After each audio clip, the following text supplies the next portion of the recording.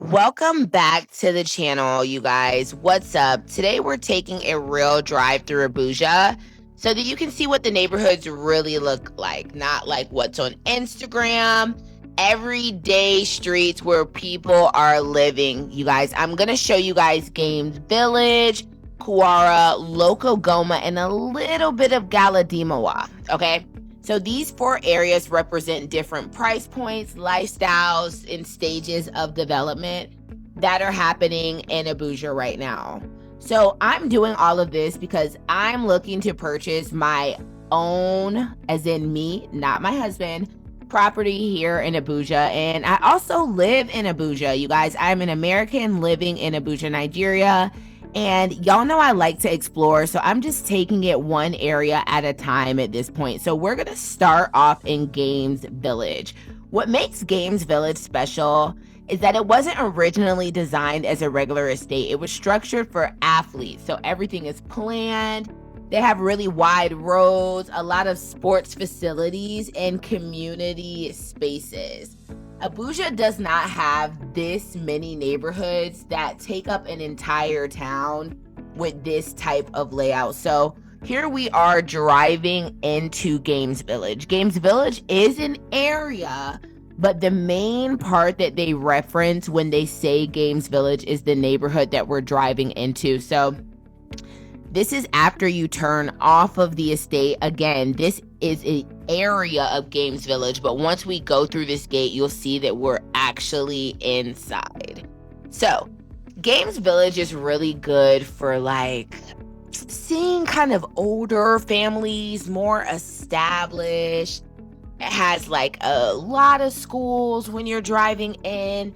It truly is like a little town, I would say, like a couple of diplomats, Nigerians who have like just really been in the city for a while. That is my kind of perception of Game Village. It's not really up and coming like a lot of other areas. It's really calm, really non-chaotic, but still in a really good area. So this is perfect for people who just kind of want quiet. There's a lot of people jogging, kids riding bikes, like I'm sure all the neighbors pretty much know each other. It's just not really super transient from what I've been told. So in Lagos, like this would be extremely expensive because we know how crowded the mainland is and land is limited. But the good thing about Abuja is that you do get more space, better roads, and peaceful estates, right?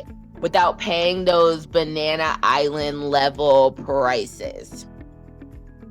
So let's just kind of ride around and see what the vibe is. I wish I lived in this neighborhood. I love my neighborhood. Not gonna say where I live, but I do love my neighborhood. But the issue that I have with my neighborhood is it truly is not walkable. And you find that in a lot of neighborhoods. You do not have a lot of just green spaces, sidewalks planned. Like you can truly see that this neighborhood was built for recreational outside enjoyment. It has a lot of parks, a lot of street parking.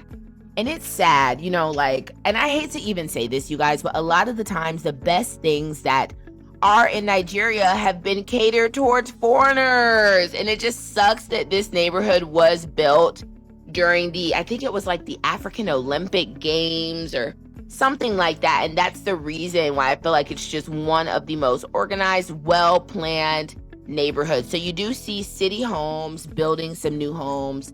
They did tear some old houses down and have some houses being built. These houses are absolutely gorgeous. I had a friend who wanted to rent in here, and it was about like 12 million, I believe, for the year after agents, taxes, maybe like 12 to 15 million. So that's about like $10,000, you know, which is a lot here. So as you're riding around, you can see fairly new, well kept, and they're still building. The road is kind of tight in this complex. Not as free as the older houses, in my opinion. It was kind of tight for us riding through here. We had to make a U-turn, couldn't go straight. You see some construction going on. But even by the cars, you can tell, like, there's some things happening. Crazy things are happening. It's pretty nice in here. So we just kept driving. And look around, you guys. Most people had a lot of solar. I did not really see any generators. I think a lot of newer neighborhoods are actually moving away from allowing people to have generators. I think it's just like very, they don't like it anymore. They're leaning towards inverter land. I love these. So that's the one thing that it did take me some time getting used to is there's no like, okay, your construction has to be done by this time. Like, you'll just see houses being constructed. I love this neighborhood. You can tell it's a solid neighborhood again because look at the shade. Look at the trees. These are not young trees, y'all. This is not a new construction neighborhood. It's a very, very matured neighborhood and calm. So let's just keep riding.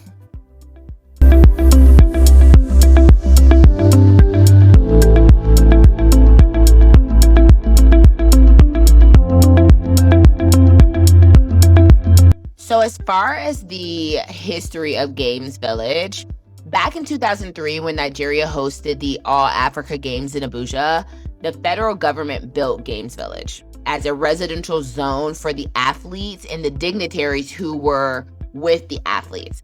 So it was a part of like a bigger sports infrastructure project that included like the stadium. They did it because the national stadium is not too far off. So after the games, the government decided to convert this village into a civilian residential area because, of course, all the athletes are gone. Nobody was really going to use it. So in 2004, they announced the sale of these housing units in Games Village to public via a ballot system. So, for example, one article noted that 546 units of the houses were up for sale for lucky ballot winners at good prices, yada yada, government subsidies. But most of the government employees and politicians bought it off.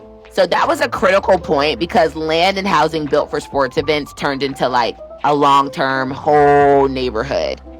This matters because the moment this happened, it actually upped everyone's price for houses all around. It drove the value up, and it was a great neighborhood. It had good access, so it kind of like even brought up the standard of living in the area as well.